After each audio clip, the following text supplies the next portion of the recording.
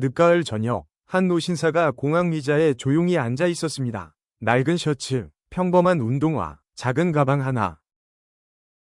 사람들은 그를 평범한 여행객이라 생각했습니다.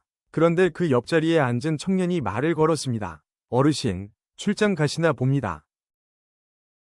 노신자는 미소를 지으며 대답했습니다. 아니요, 사람들을 만나러 갑니다. 사업하시는 분인가요? 조금 했습니다. 청년은 웃으며 신문을 펼쳤습니다. 신문 일면에는 이런 기사가 실려 있었습니다. 세계적인 자선가, 수천억 원 기부. 청년은 신문을 보며 감탄했습니다. 세상에는 참 대단한 부자도 있네요. 노신자는 조용히 창밖을 바라보기만 했습니다. 그 청년은 평생 알지 못했습니다. 바로 자기 옆에 앉아있는 사람이 그 기사 속 주인공이라는 사실을. 그 사람이 바로 척핀이었습니다. 젊은 시절 그는 사업 감각이 뛰어났습니다. 면세점 사업을 시작했고 사업은 세계적으로 크게 성장했습니다. 돈은 눈덩이처럼 불어났습니다. 신문은 그를 억만장자라고 불렀습니다. 사람들은 말했습니다. 이제 평생 호화롭게 살겠군. 하지만 그는 전혀 다른 길을 선택했습니다. 어느 대학 총장은 어느 날 뜻밖의 전화를 받았습니다. 장학금과 연구비를 지원하고 싶습니다. 성함이 어떻게 되십니까? 이름은 밝히지 않았으면 합니다. 또 어떤 병원은 최신 의료 장비를 기증받았습니다. 연구소는 새로운 연구동을 세웠습니다. 학생들은 장학금을 받았습니다. 그런데 누구도 기부자가 누구인지 몰랐습니다. 그는 늘 같은 부탁을 했습니다. 내 이름은 쓰지 말아주세요.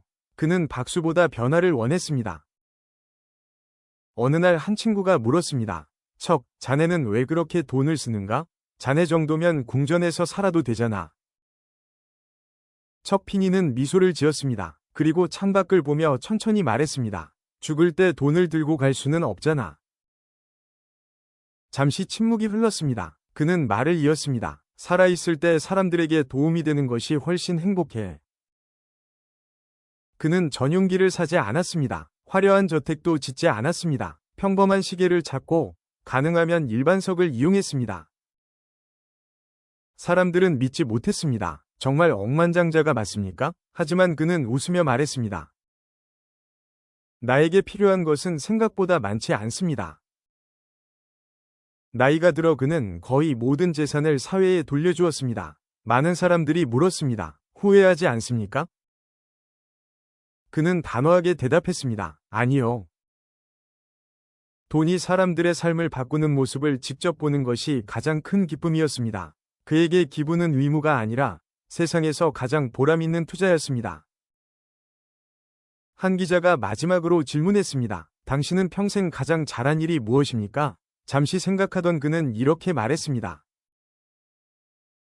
돈을 번 것이 아닙니다. 돈을 제때 나눈 것입니다. 그의 얼굴에는 잔잔한 미소가 번졌습니다. 오늘의 한 문장, 부는 가진 것의 크기가 아니라 나눈 것의 크기로 기억된다. 사람은 빈손으로 태어납니다. 그리고 빈손으로 떠납니다. 남는 것은 통장 잔고가 아니라 누군가의 삶을 얼마나 따뜻하게 만들었는가입니다. 척핀이는 세상에서 가장 부유한 사람이 되려 하지 않았습니다. 대신 세상에서 가장 아낌없이 나눈 사람으로 기억되기를 선택했습니다. 여러분, 우리말에 이런 속담이 있습니다. 황새도 떠날 때는 빈 부리로 떠난다. 척핀이는 그것을 누구보다 일찍 깨달은 사람이었습니다. 그래서 그는 죽은 뒤 유산을 남기려 하지 않았습니다. 살아있는 동안 사랑을 남겼습니다. 평생 남을 한 문장, 수위에는 주머니가 없다. 그러나 선행은 영원히 사람들의 가슴에 남는다. 여러분, 오늘은 100억 달러를 나누고도 행복했던 남자, 척핀이를 소개하였습니다. 시청 감사드리며 멋진 시간 되세요.